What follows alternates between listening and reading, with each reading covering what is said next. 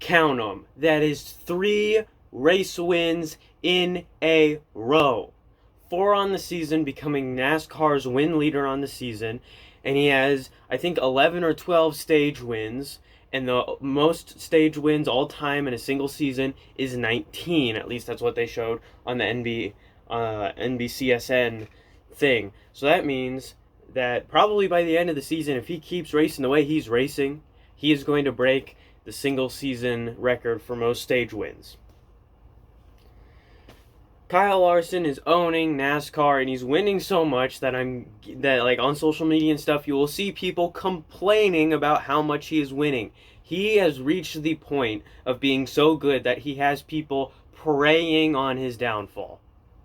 And that once you reach that in sports, you're one of the best players in your sport.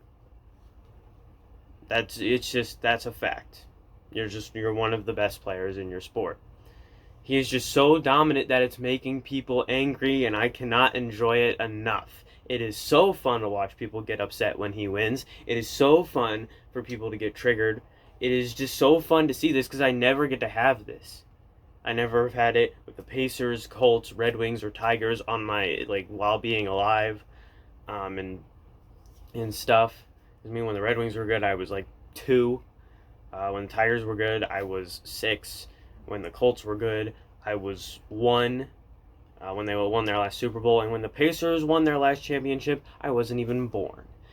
So yeah, and Purdue, even when they made their Final Four run in 2018, nobody really cared. But this,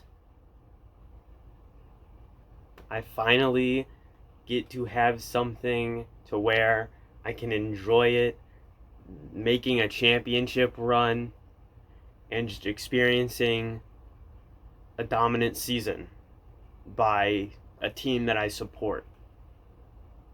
It's fun. I'm really enjoying it. And I'm glad I chose Kyle Larson when I started getting into NASCAR. Didn't even choose him because he was good. I like the number 5. I like Chevys. And I kind of wanted him to make a comeback. I wanted him to prove everybody wrong. And that was fun.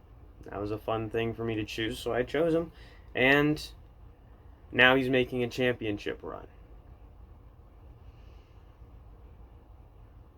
So you already know what I'm going to say.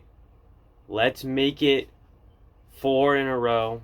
It would be 4 in a row if you counted the All-Star race, but since that doesn't count, he has won 3 races in a row, which is insane on its own. But let's go for 4. Let's go for 4. This started in Charlotte, and it's going to continue in Pocono.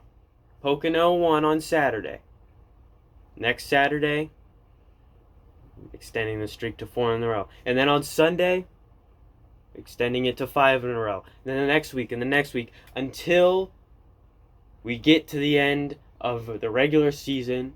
And then after that, he's still going to win. He is going to win every race until the end of the year. I don't care. He's that good. But if I did have to pick a time for him to start losing races, I guess it would be the upcoming ones, because I don't want him to lose in the playoffs. Because kind of want him to win I do want him to win a championship.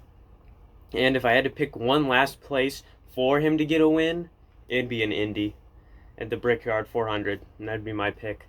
But he's making a run at the playoffs, and other NASCAR teams should be scared. You should be scared and intimidated by Kyle Larson. Be afraid. Hide your teams, hide your pit crews, hide your drivers, because he is coming to slaughter them all on the racetrack, never to be seen again. He is going to win and win and win until he gets a championship. People talk about plans before games or before races. Kyle Larson's plan consists of go fast and go faster than the other cars. That's pretty much his plan going into the race. I can guarantee you that is what his plan is.